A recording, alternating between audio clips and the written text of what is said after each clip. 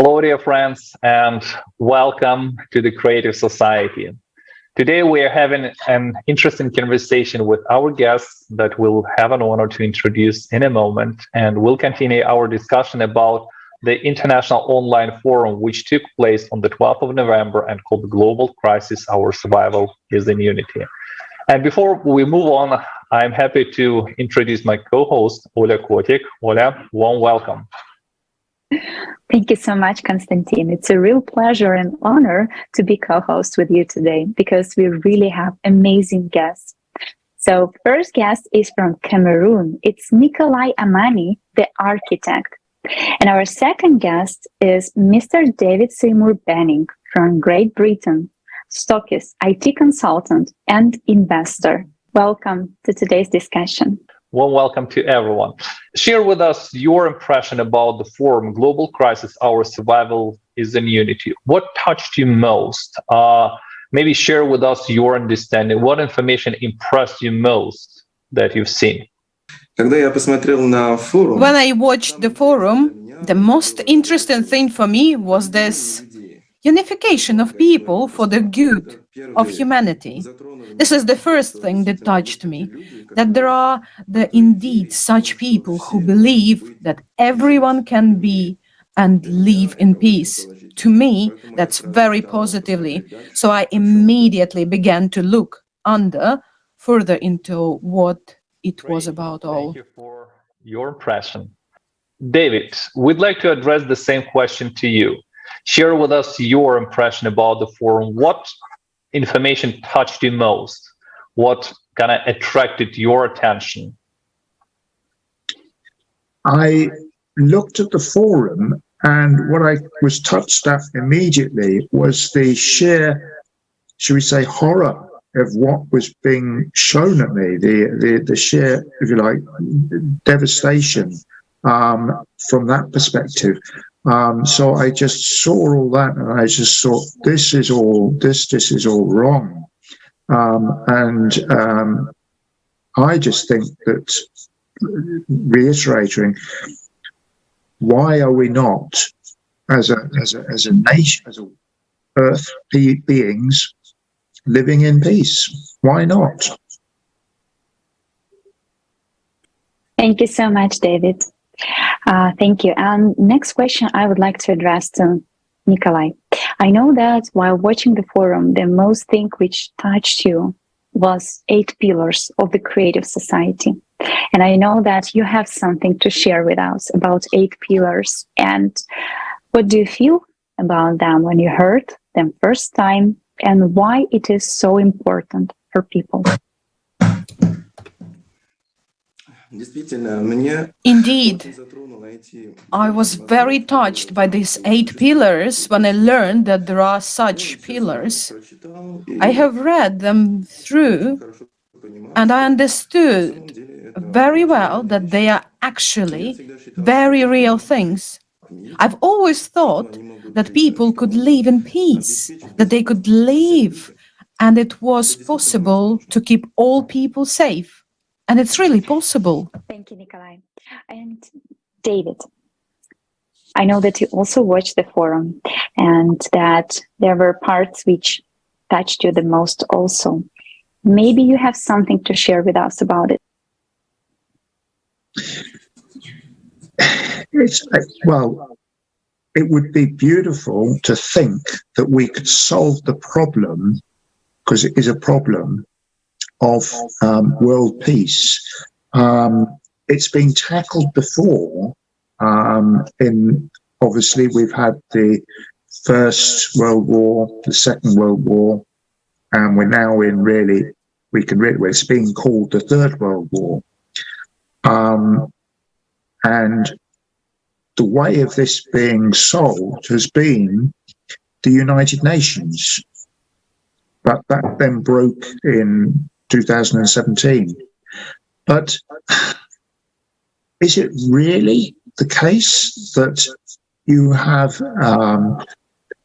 one person in one country, another person in another country, that they would really want to be at war?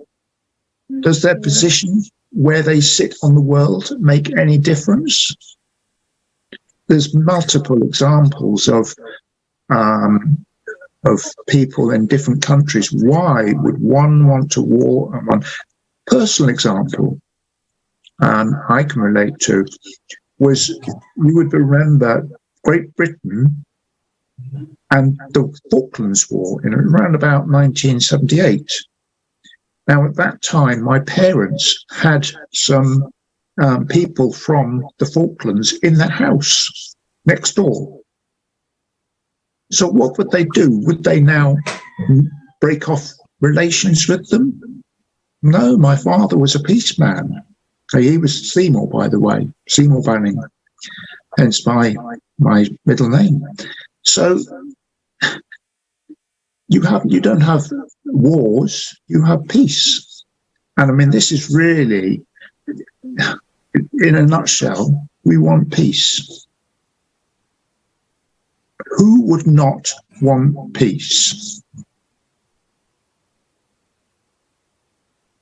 David, please share with us more on that. How can we explain or tell everyone that truly, well, and that's true because we've done like thousands and thousands interviews all over the world, and people exactly want the same.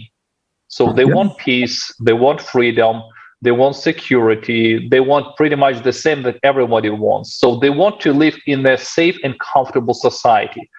But why would they listen to other people that somewhere, next door or across the street or across the border is your enemy? But when people get to direct communication with people they don't want war, how can we, deliver this message to the rest of the people that we all truly want to live in peace, which is quite a usual thing, I would say, among people to live in peace, to live in friendship, to live, in understanding and, supportive relationships. How can we, explain that to other people so they could hear us? What's your opinion? How it can be done? I mean, peace is something which we sometimes even don't have peace in our own families. In the same house, you have an argument, but there are certain people, it's a sort of like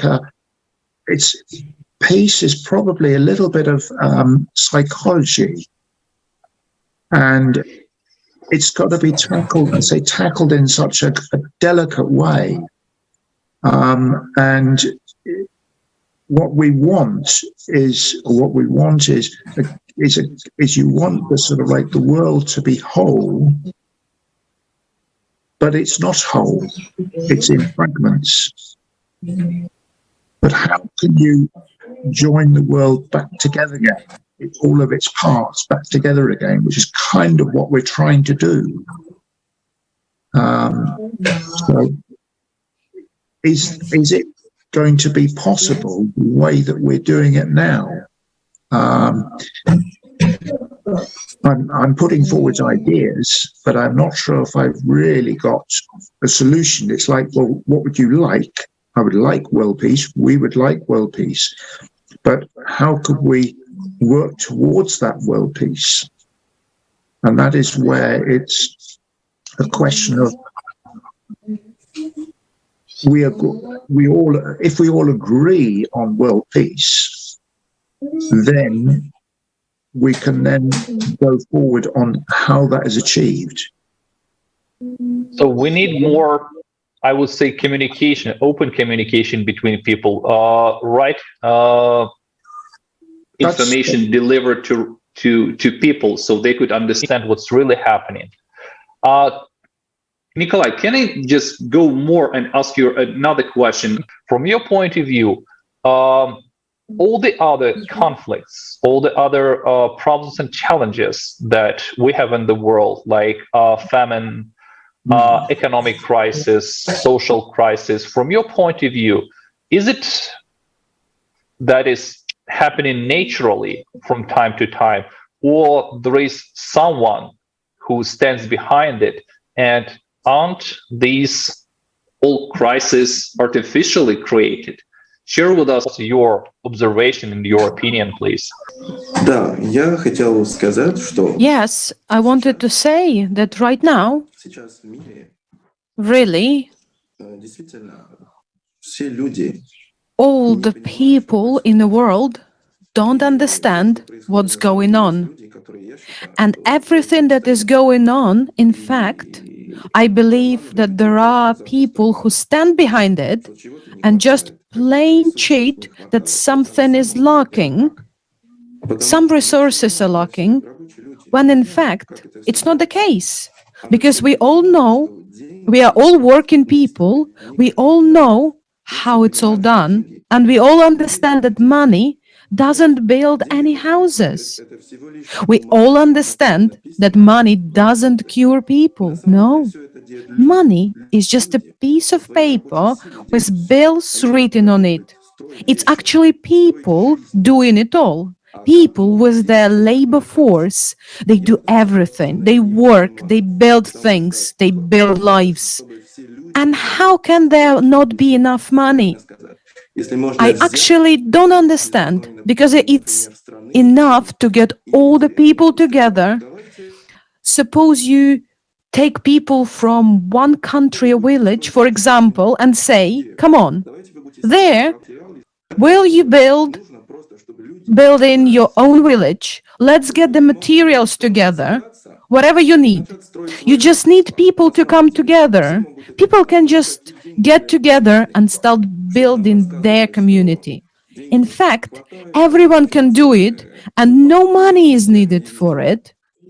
Whatever they tell us about the lack of money, the financial downturn in the system and everywhere, and the salaries don't come out, it's all nonsense. It's all untrue.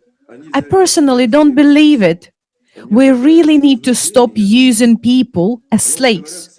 That's what I believe, because a small part of the people, they have taken over all the resources. I think so. Well, they tell everybody that if you work hard, you will get your wealth and all that. I say yes, but there is such a point. I have such this question. If one person, for example, took over half of the resources of the whole world, and the other person took over the other half, and what we have left with, even if we work hard, what in fact are we left with? There is nothing left. We just need to unite and learn to share, because God gave all of the resources for everyone, for all of the people.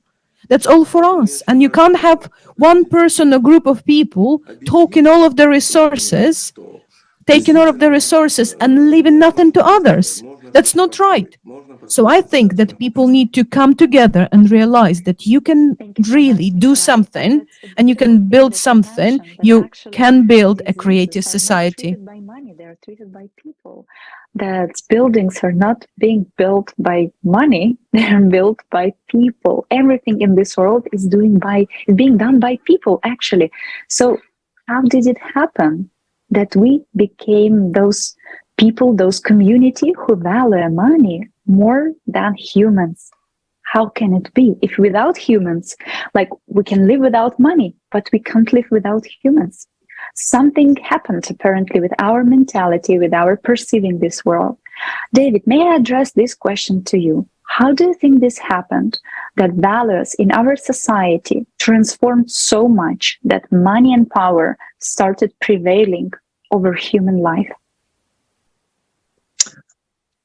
I think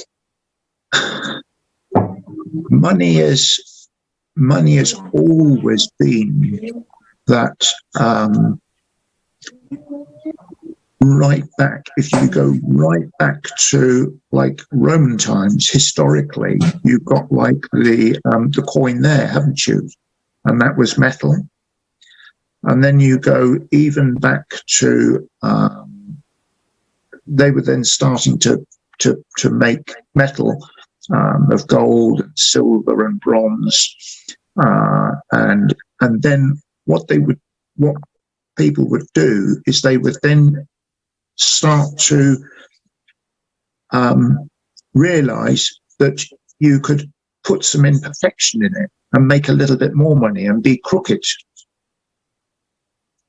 And if you could do that, you were actually being a little bit crooked rather than just allowing there to be lots of, well, there is enough resources. And then if you think now, what is something which is of infinite resource, and that is the sun. That's not money-based. You know, we started off with things like, obviously, historically wise, you had oil, but when you plant a grain in the soil, that's just one little grain of rice or whatever it happens to be, a little tree. You put it in, and then it bears fruit, and it grows. And the farmers will know this throughout. This is creating things, isn't it? It's creating things for people, and the society of the time will do this. But today's world is getting to the stage where, have we lost those values? Yeah, we're now at the point where, and this is the thing where I just can sort of like raise myself up a little bit and think, we're now at the crazy situation where we're more intent on killing each other. And we've got the Third World War. And then you think, that's not really true. There must be good people. There must be good people there. There's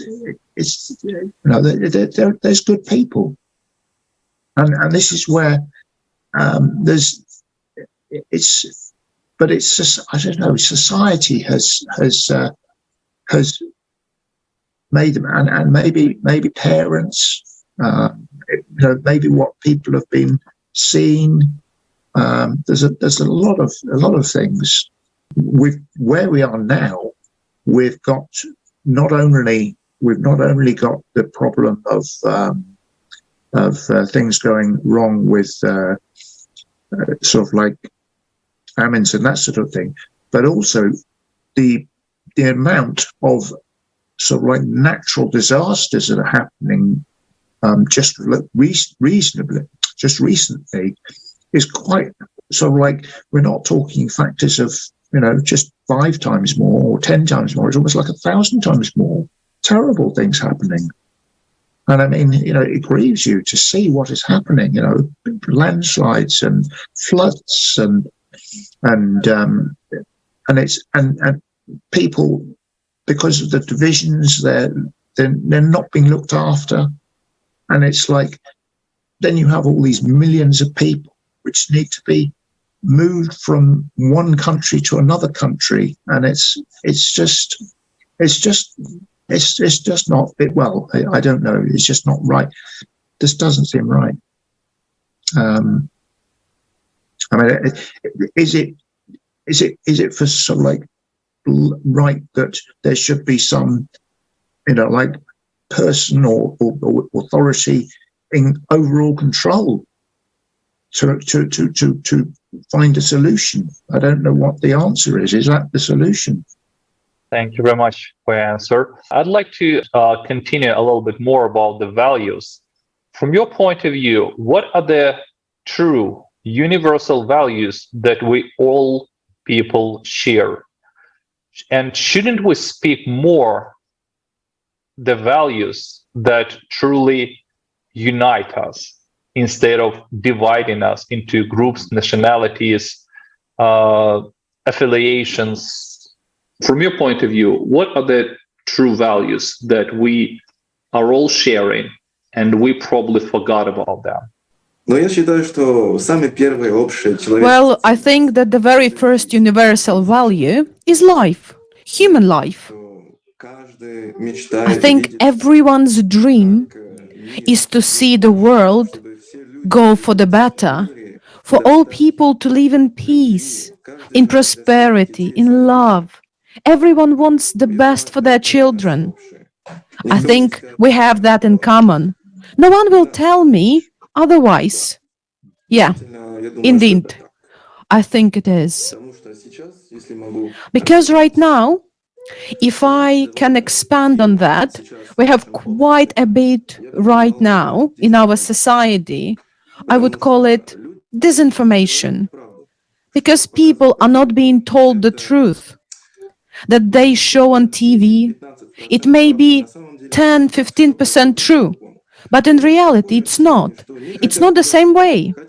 They have such an explanation that they do not want to scare people, but they want to maintain supposedly security and order. But what kind of security and order will be there if all of the time people are deceived? Because now people are smarter. Now everybody understands what's going on and sees, among other things, what is going on in the world, the collapse of banks and the whole economy, which does not work. There are no jobs, there is nothing. And on the other hand, disasters are happening.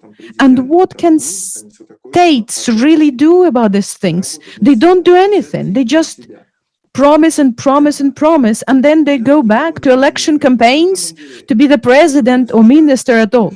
Again, working for themselves, taking money for themselves. I'm not blaming anyone. In fact, I'm not condemning anybody. I believe that people, we have just been taught the wrong way by the society, that it was created by the people themselves. I would call that materialism, capitalism. You can call it something else, but all people now live some kind of individualism. It's individualism. So then we talk about the creative society now, it's something in the opposite direction. Right now, everyone is thinking only of themselves. How can we really make the world a better place if everyone only cares about themselves? It doesn't work that way, and no prophet taught us that. The prophets, all of them that have spoken, all the prophets, literally all of them, in all of the religions, have always said to love one another, to support each other. Individualism is not for society. It doesn't work. And now people are realizing it doesn't work. We have to take care of each other, and everyone at the top of the society, in the government, has to take care of others. Otherwise, we are rolling just to nowhere. I think, really, people should think about that and start supporting their brother, their society. We have had such a concept as a creative society since birth. I personally like to say I've been since birth. Not since birth, since I was 6 years old. I remember very well, I've always believed in it. I've always been told there is religion, there is science, and they contradict. And science says one thing, and religions say another. And I say no. Ever since I was 6 years old, and I always believe that there is not true. That's not true. That the science can't say different and religion can't say different. It's wrong because life is one. God alone created everything. And how science was God himself created can contradict religion, which God himself created is comprehensible.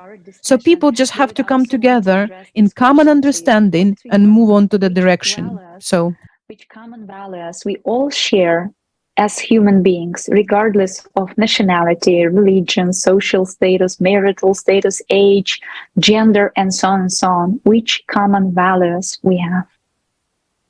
The first thing when you said the question was, I thought that we've got to have trust. And then Nicola has then said, he's then said family and united. And this is what it's, no, his answer was life. So when you think a baby is born, And I mean, I've witnessed this from my, personally, and any mother that has a baby, what do? That is life. It's golden. It's a golden thing, and they nurture that baby, whether it's a boy or a girl, and they build that baby up to be into a little boy, a little girl, and as they grow and they teach them things, and they finally grow up to be a man or a woman over a period of time, and they are just building all the experiences up, and they have to witness things throughout their time, and if they're fed all of the nice things, they turn out to be like a happy person. I mean, this is what I can see from my niece. She's got a beautiful, happy little boy.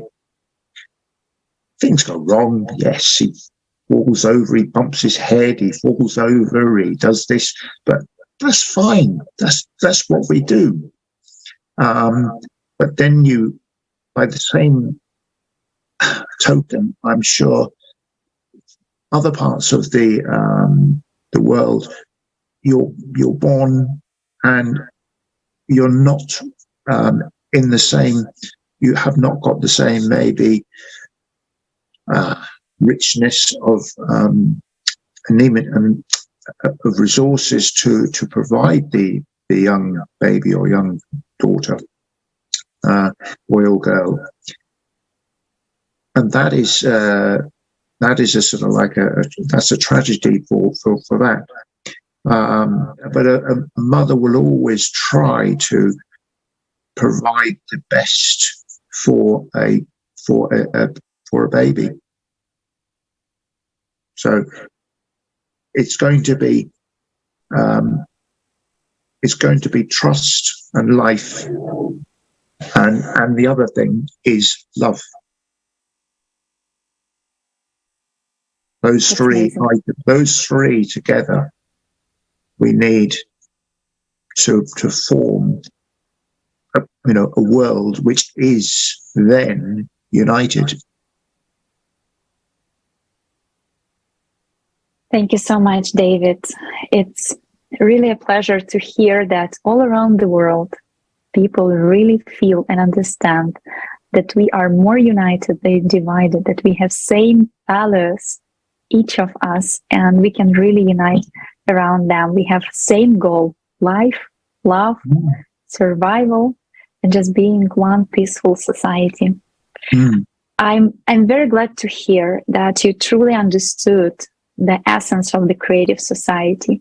Creative society is a chance, is a hope for humanity to finally stop all that madness which is happening all around the world right now, all that violence, all that crazy overusing of human life, disturbing things which are happening right now, human trafficking, slavery, something which I couldn't even imagine when I was a kid. And thank you so much for understanding how much creative society is important right now. Now, Nikolai, I want to come back to you with our last questions. I know that you already informed about the creative society. I know that you instantly started doing that after watching the forum, Global Crisis, Our Survival is in Unity. Could you please share your experience? How you do that? How did you start doing that? What motivated you to start informing? And why do you think it is so important to share creative society, not to keep it just for yourself? Well, how do I talk about it? There are all sorts of situations in life and sorts of environments. And when I'm in a taxi or in a car with a chauffeur, or even with friends, for example, I don't miss the opportunity. Well, of course, I'm not imposing on anybody. It's not necessary to listen. No, I just talk to people, and at the first I say, "Do you know the Creative Society?" No, I'm just starting to ask natural questions. I'm just curious to know myself what people think about it, because it's a really important question and everybody asks themselves those questions. I've noticed everyone thinks about it, asks themselves these questions, but they just don't know who to talk to or who is interested in all of that. You've been talking here for a while about individualism. Everyone thinks about themselves, and who would ask themselves this question, what do you think you should do to make the world a better place? Maybe participate in making the world a better place and so far? But nobody asks those questions. So when I ask people a question like that, or they are wondering, they already want to know, what's the point? What are you asking that? And I start explaining, there is this international project, and it's about making the world a better place, about actually spreading love. I've noticed that most people, don't immediately believe it. They immediately think it's impossible. How is this possible? How do you do this? But the interesting thing I've noticed that is everybody wants it. Everybody thinks of it. They just don't see the possibility of this society. They don't understand how it's possible. And I'm well aware that it's hard to really believe that. Well, besides that, I talk to people. There are times when we sit and talk about whatever is interested, make sure to tell them about the creative society. Yeah, my first impressions were very strong, I would say turbulent. And when I came across the information, I immediately thought, oh, is that possible? Because I always believe in that kind of thing, but I'm the only one who believes. And suddenly you find yourself in this role, listening to the people who literally believe in all of that are organized to do it. I'm honored at all. In fact, despite that people think, I can say that even in my surroundings, not everyone believes it. But that's okay. I understand it's not an easy question. For some people, it will take more evidence or more events. I don't know. To each of his own lifetime, I believe. But the thing is, I believed it for a long time. Thank you very much for your answer. Thank you. David, may I address almost the same question to you, but how can we inform the whole world that there is a project, Creative Society, which is offering people a totally new vector of our human community development when we finally can become a civilization? How can we inform people? How can we spread this information to more people? Share with us your understanding in your opinion, please. In terms of communication, today, the communication is everything from verbal, lip to watching on the television, to your mobile phone or telephone, and then going a stage further, obviously, you go to the internet, and where you look up things on there. So that is where possibly we've accelerated our move of data or the information coming into us. It's rapidly increased since all of that. Who here knows of everything about all that's coming in and going on? It's almost impossible to tell. So a piece of information might be missed out. Critical information might be missed out. So sometimes, well, it comes back to, again, you've got to just really come back to trust. You've got to just trust. In other words, you've got to just think, right, well, you trust that this works, and just go with the getting things right and not doing building a united society, but a united society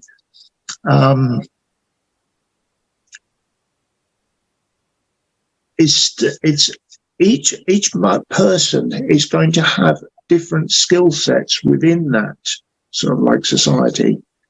Some people might be good at writing. Some people might be good at listening. Some people might have a skill where they can paint or write music. And these are all enjoyable things. We've got a wonderful world that we live in. Some people might be very good at cooking. But we've got, we know the world very well. Unless you're talking about certain parts of the world where it's almost lived in its entirety without interaction with the rest of the world.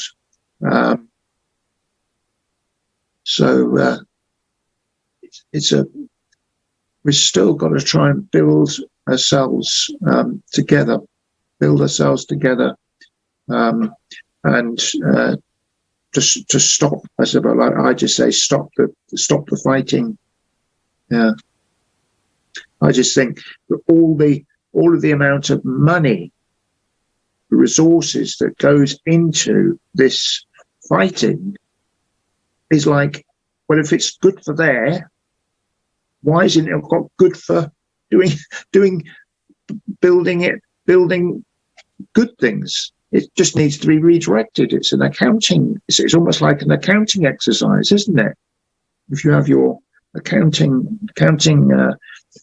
exercise and you put it into you decide what you want.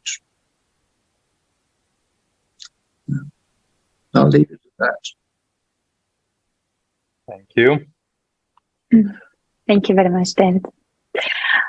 Thank you, dear guests. Thank you, dear viewers. Thank you, Konstantin. It was a great pleasure to discuss these topics with you today. And I want to remind that 22nd of April, we will have a huge event. It will be Forum, International Online Forum, Global Crisis. There is a way out. We spoke a lot today about a solution, about the creative society, how beautiful this society will be. But we are building it not out of our dream, but because we really need it to survive as humanity and for survival of our beautiful planet. If you join that forum, 22nd of April, you will learn which threats we are facing right now as whole humanity, as whole society of our world. Energetic crisis, economical crisis, climate crisis, environmental crisis. And one more interesting thing, a threat of development of the artificial intelligence, which might be of a huge help in the creative society, but a huge disaster in the consumerist format. Join our website, creativesite.com. You can find that forum over there, Global Crisis. There is a way out. You can add it to your calendar, not to miss it. And believe me, everyone will find in that forum something you never knew before, and you will not hear it anywhere else. Interdisciplinary researches, 150 languages of interpreting. And all of this will be provided online just for uniting humanity, understanding our problems, and finally uniting around one goal, to bring this solution into life. Please join. Thank you.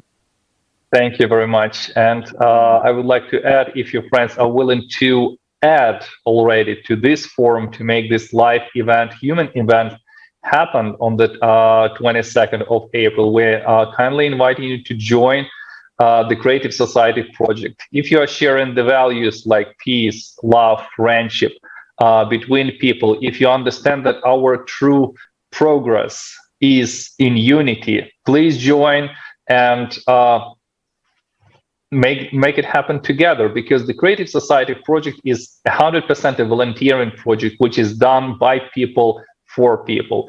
And the only reason why we are doing that, because we believe that together we can truly make this world a thriving place for absolutely every single individual, and make it absolutely new, real, peaceful, and happy for everyone. So looking forward to your emails and looking forward to see in our team preparing the forum and other forums which are coming.